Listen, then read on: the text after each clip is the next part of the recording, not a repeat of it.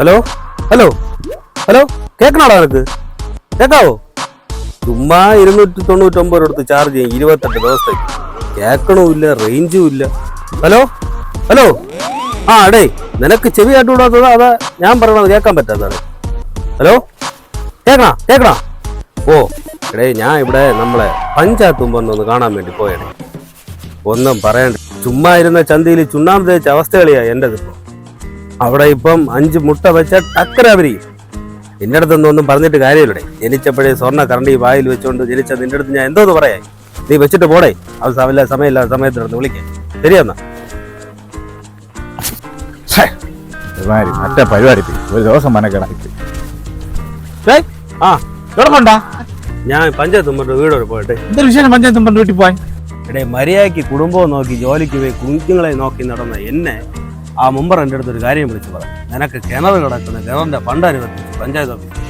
ഞാനാണെങ്കിൽ ജോലിയും കൂലിയും കളഞ്ഞ് പഞ്ചായത്ത് ഓഫീസിൽ പോയി അവിടെ 3 ദിവസം കയറി ഇറങ്ങി. ഫണ്ട് അനുവദിച്ചിരിക്കണമെന്ന് പറഞ്ഞുകൊണ്ട് ഞാൻ പഞ്ചായത്ത് ഓഫീസിൽ അവിടെ കിഴങ്ങെടുത്ത് വെച്ചിരിക്കുന്നു. കിഴങ്ങ് ആ മെമ്പറിന് വട്ടേ പ്രാന്തായി.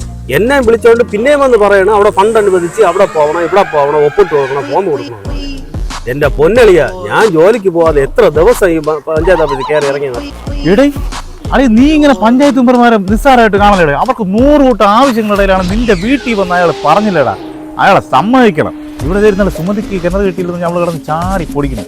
ഇത് എങ്ങനെ നിനക്കെടുത്ത് മറിച്ചടിച്ചതെന്നാണ് നമുക്കറിയാം. എന്തുകൊണ്ടാണ് നിനക്ക് കിണർ തന്നെന്നുള്ള കാര്യം നമുക്കറിയാം. അത് വേറെ, എന്തായാലും നിനക്ക് കിട്ടിയല്ലേ.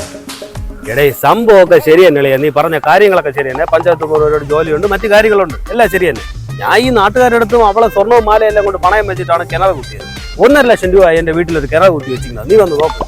ഇപ്പം പറയണ എത്ര രൂപ പറയാം? 50,000 രൂപയെ ഫണ്ട് അനുവദിച്ചിട്ടുണ്ട് പഞ്ചായത്ത്. അതെങ്കിലും തരാൻ പറഞ്ഞപ്പോ പറയണ് ഇപ്പം ഇല്ല, കിട്ടുന്നില്ല, അവർക്ക് കിട്ടിയില്ല, കിട്ടിയിട്ടേ തരാൻ പറ്റുള്ളൂ. ഇതെന്തൊരു ന്യായം ഒന്ന് നീ പറയടേ. എടാ ഇത്രേ ഉള്ളു വിഷയം. ഇതിനൊക്കെ നീ തലയടിച്ചാവാൻ നിന്ന പഞ്ചായത്ത് മെമ്പറിന്റെ വീട്ടിൽ പോയിട്ട് കാര്യമൊന്നുമില്ല. ഞാനും അയാളെ നോക്കി പോയിട്ട് വരണേ. അയാള് ജംഗ്ഷനിൽ എന്തോ പോയി, നീ വാ അങ്ങോട്ട് പോയി നോക്കാം. എടേ ഇതെല്ലാം സൈക്കാളിയാ.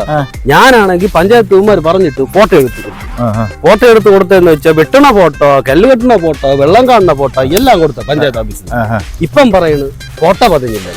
ഞാൻ എന്ത് ചെയ്യണം? നീ ഒന്ന് ആലോചിച്ചു പറ. നീ തന്നെ പറ. നീ വിളിച്ചോണ്ട് ക്യാമറ ശരിയല്ലായിരിക്കും, അതുകൊണ്ടായിരിക്കും. ക്യാമറ ശരിയല്ലാത്ത എടേ അറിയപ്പെടുന്ന സ്റ്റുഡിയോ നമ്മളെ നാട്ടില് ചിഞ്ചു സ്റ്റുഡിയോ ഫോട്ടോസ് വെഡിങ് വിളിച്ചോണ്ട് പോയത്. മാവനെ വിളിച്ചോണ്ട് അയ്യാക്ക് കണ്ണും ചെലപ്പും കാണാടാ. ലൈറ്റ് അത് അല്ലെങ്കിൽ എഴുത്തേതെന്ന് അക്ഷരങ്ങളൊക്കെ നല്ല സ്ഫുടതയോടെ ഇരുന്നാലേ പഞ്ചായത്തിലമാർക്ക് ഫണ്ട് അനുവദിക്കാൻ പറ്റും. ഇവിടെ നീ വേറെ ആരെയും വിളിച്ചോണ്ട് പോവാത്തരേ പോയിരിക്കുന്ന. ശരി, അതൊക്കെ വിട്.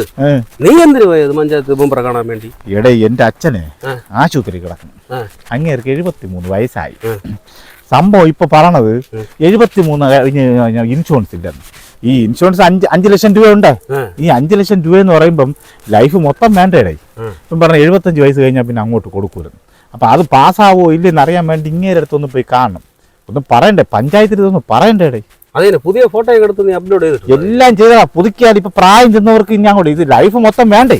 പിന്നെ ഇൻഷുറൻസ് അങ്ങനെ അങ്ങനെയാണ് സർക്കാർ പറയണത്. സംഭവം ഇപ്പൊ ചീറ്റി കിടക്കാണ്. ഇപ്പം ഞാൻ രണ്ടും കൈവിട്ട അവസ്ഥയിലാണ്ടാ ഇപ്പൊ ഞാൻ. നീ ഈ കാര്യം പറയാനാ അവിടെ പോണത്? പിന്നല്ലാതെ ഇപ്പൊ എന്നെക്കാട്ടിലും പ്രശ്നമാണല്ലോ നിന്റെ കാര്യം. നീ ഇപ്പൊ അവിടെ പോയി മെമ്പറിന്റെ അടുത്ത് പറഞ്ഞെന്ന് വെച്ചോ, പുള്ളിക്കാരെന്ത് പറയുന്നറിയാമോ? സർക്കാരിന് ഫണ്ടില്ല, അല്ലെങ്കിൽ ഞാൻ അവിടെ പോയി അന്വേഷിച്ചിട്ട് പറയാം. ഇങ്ങനെ അവര് പറയുള്ളൂ. നീ ഒരു കാര്യം ചെയ്യും, അതൊന്നും നോക്കാതെ എങ്ങനെയെങ്കിലും ആരടുത്തെങ്കിലും പൈസ കടം വാങ്ങിച്ച് നിന്റെ വീട്ടിൽ അച്ഛന്റെ കാര്യം നോക്കാൻ നോക്കുന്നു. അതേ നടക്കുള്ളൂ. ഇതേ വഴിയുള്ളൂ. പിന്നെ വേറെ എന്തോന്ന് വഴി? വേറെ ഒരു വഴിയില്ലളിയ. അച്ഛന്റെ അവസ്ഥ എന്റെ അച്ഛന്റെ അവസ്ഥയാ. സമയമാമൃതത്തിൽ ഞാൻ സ്വർഗയാത്ര ചെയ്യുന്നു.